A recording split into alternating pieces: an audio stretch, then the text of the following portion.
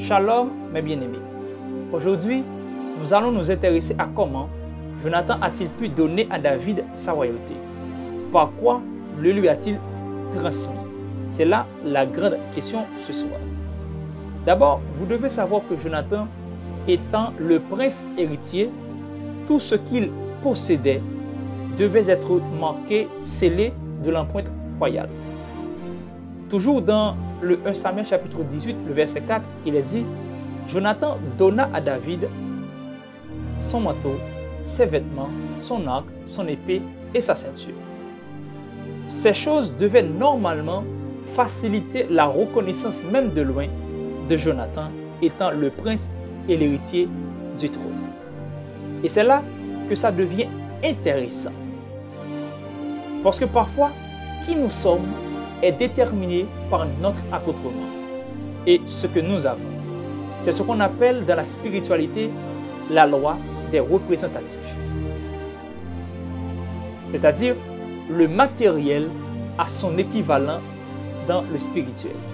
Par exemple, dès que vous voyez une bague, vous ne pouvez pas vous empêcher de penser à une alliance ou un mariage.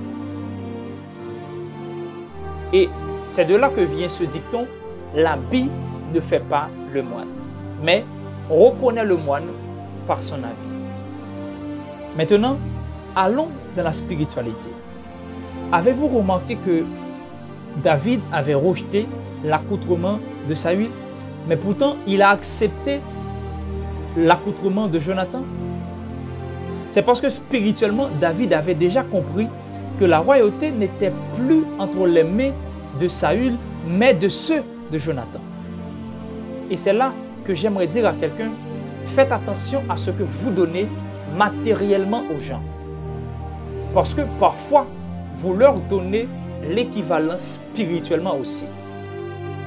Donc, en donnant à David matériellement son accoutrement, Jonathan lui avait aussi donné son équivalent dans le spirituel, c'est-à-dire sa royauté.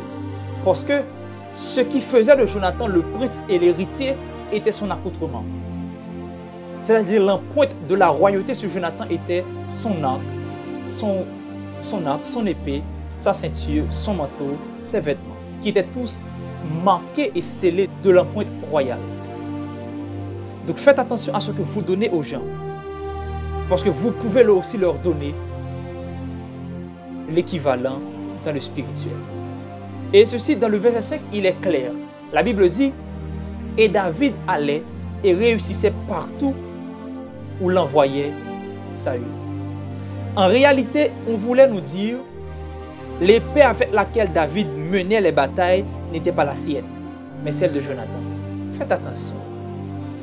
Ne donne pas à n'importe qui, n'importe comment. Parce que le matériel dispose aussi son équivalent dans le spirituel.